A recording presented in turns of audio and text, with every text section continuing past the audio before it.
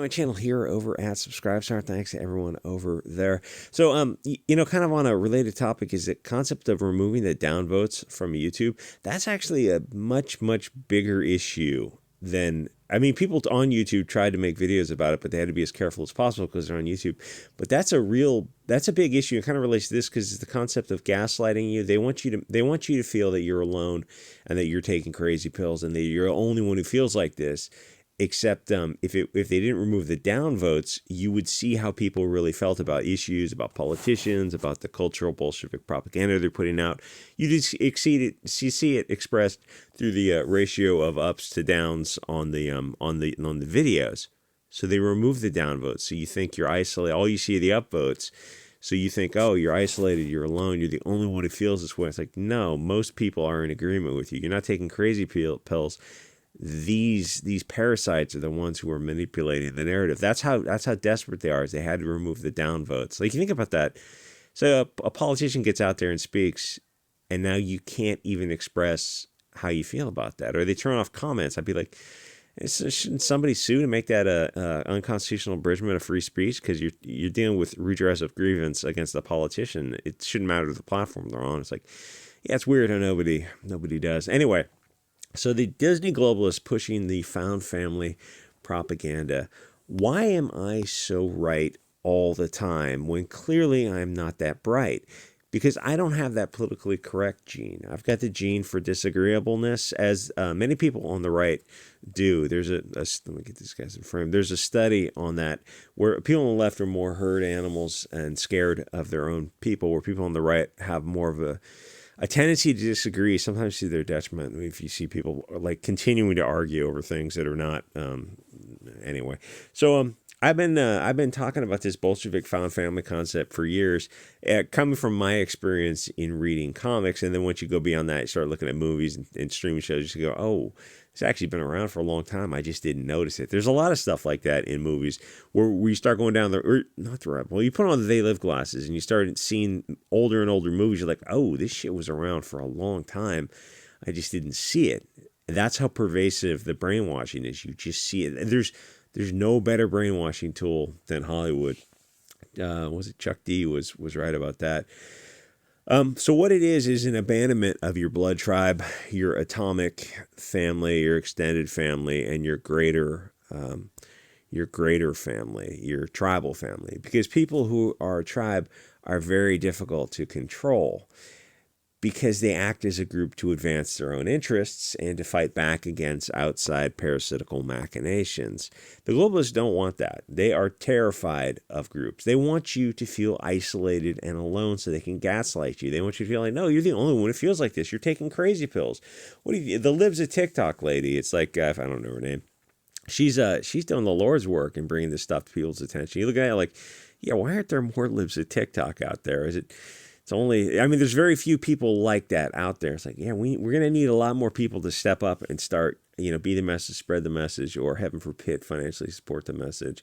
Thanks, Bianca. In your name, I donated to Libs of TikTok. Yeah, that's exactly what I meant. Sweet.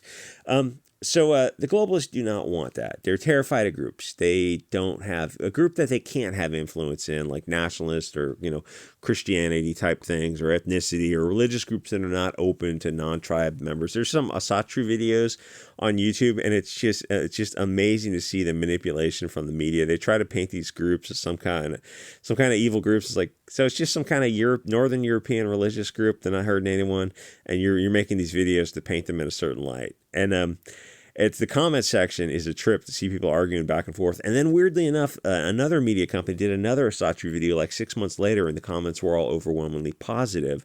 So I don't know what happened. Somehow people had a worldview shift. Anyway, so these globalists are terrified of that kind of stuff because they can't get in there and manipulate it. So they have to try to attack it from the outside. And you look at them and you think, like, this doesn't seem worthy of your time to try to destroy these type of groups. Why are you doing it? Because they don't want those type of groups to spread. Anyway, it's why you always get these cat ladies and soy boys who try to butt into things, which is why you have to gatekeep. Even if it's something like a board game club at the local church or Comicsgate, you have to keep out SJWs because they will Ooh, that's rough. They will destroy everything. They keep pushing a village to raise a child type of concept. Even in Hill Dog's book, the villages were all of the tribe. It was the same. I mean, the book was probably 30 years ago now, right? It was the same blood tribe. Her book would be a nationalist dog whistle. Now it would be dangerous extremism if you started quoting from Hillary's book. Now that's how far the window has shifted. If you took speeches from Biden or Obama or even what's the guy's name, the president, um, Clinton or Obama. I'm thinking if you took Biden's speeches over the years, he's been in office for like 50 years. The stuff he was saying even a few years ago would be dangerously far right wing extremism. Same for Obama. This is like, so Obama, how do you feel about BLT marriages? Hey Hillary, hey Bill, how'd you feel? It's like they say whatever they have to say to get elected. Remember the Dixiecrats? Anyway, so the left pushes community, but they mean a mixed group of people with interests adverse to each other, different biology, different ways of life, culture, all that kind of stuff. They mean like, oh, we'll force these groups of people with different religions together. It's like, how does that work out? Are you insane? Are you insane? No. It'll be fine this time. It'll be fine. Community, diversity of strength. The things you're saying don't make sense, and more people need to stand up and shine a light on these parasites. So they mean forcing groups together, so they're in endless conflict. So they fight in the tall grass over the culture war or race and never class or focus on the puppet masters. The 2011 Occupy, I keep meaning to do a video on that for Odyssey and Subscribestar. So Disney is a globalist propaganda tool. The power of the schools and the media to brainwash people is absolutely unbeatable. There is, if you think we're gonna occupy school boards and city council meetings, if like you could get enough people together who were very, very fired up and like getting people to take part in local politics, it's very difficult because people think, oh, the system just kind of runs itself. It doesn't. Parasites sneak into the system. And you look at who runs city councils and school boards, oh, these are the worst people on earth. We thought we could just set up society, sit back and let it run itself. It doesn't. It just runs. It runs out of oil. It goes to redline and it destroys. It's like the end of Return of the King and Lord of the Rings. That was fascinating that he put that in there because it was a continuation of the book, but it was like it would have been easy for him to leave that scene out where they have to come back after the war and essentially take their country back from the globalists that had been while the cats were away, the rats were playing. If you go back and read the end of Lord of the Rings, Return of the King, it's like reading Animal Farm. It's fascinating what these guys knew 100 years ago. They were trying to warn us about this stuff, and people read these things, and it's like, so is Animal Farm and 1984 and Brave New World, are those taught in schools? No, we're reading some BLT African author who just got published last year. It's like, so you don't think the classics might be a better use of your time because they've withstood some test of time? No. We're gonna read some African folk tales, but it hasn't withstood the test of time. And they look at you like, you're not istophobic, are you? To say the classics are classic for a reason. Yeah, but they're written by Europeans. Yeah, and they're excellent. And then you're at an impasse because they fundamentally don't accept European excellence in literature or any other form. You go, these are classics. They've withstood the test of time. Oh, it's time to try something new. Well, you try these, like Oprah Winfrey's recommended book club authors. You try those in 50 years and 100 years or 200 years after they withstood the test of time. It's like, the truth of the matter is, yeah, but they're not going to withstand the test of time. Where Mark Twain has, though I'm sure they don't teach him or anyone else of European origin in schools anymore. It's like, that's why you're getting a bunch of brainwashed kids. The thing is, there's no fighting that at the school level. You have to unplug it. You're not going to fight 8 hours of propaganda plus whatever's on Hollywood or the streaming or online social media networks. You're not going to fight that with like an hour of family time. There's just no freaking way. You have to literally unplug at the local level. And at schools, that literally means form small private schools. That's how serious it is. And then after that, you go like, oh, why don't we just form communities so we can have a certain set of values around a community? That's how serious it is. I know people looking at it go, it's kind of an uphill battle, but I mean, that's why the homeschooling movement is taking off so well. It's because you look at all these people and these demons who are pushing this stuff. I mean, if anything, libs at TikTok. It's like what caused civil war in World War III? Libs at TikTok. Well, had a role to play in it. People were starting to homeschool and set up like all these networks of schools, and the government pushed like, no, you can't homeschool. You have to have government propaganda. It's like, If there's a hill to die on, I mean, there's a lot of hills to die on that it just blows my tits off that we just keep going back. We're going to groom kids and we're going to sterilize them. Like, oh, that would seem like a hill to me. It's, it's weird. We just let all this stuff. Fed Glow says what? Oh, the people who are peacefully protesting against sterilizing kids are the Fed Glow. I've made these videos for Odyssey. It's so frustrating. Anyway, where's it going with this? There is no found family as the highest ideal. It's nonsense right from the start. A mixed group of Google Nation going to war against Apple Nation. What are you fighting for? You see it in the Ukraine. They're fighting for democracy, as they keep repeating. But Zelensky closed the churches, the press, and he silenced free speech. So what exactly are you fighting for?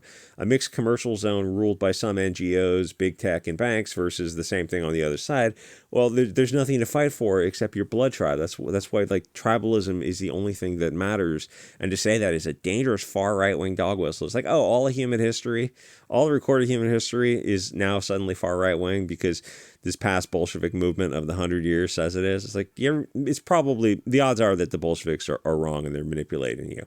Far right wing dog whistle said what? Like, yeah, this is.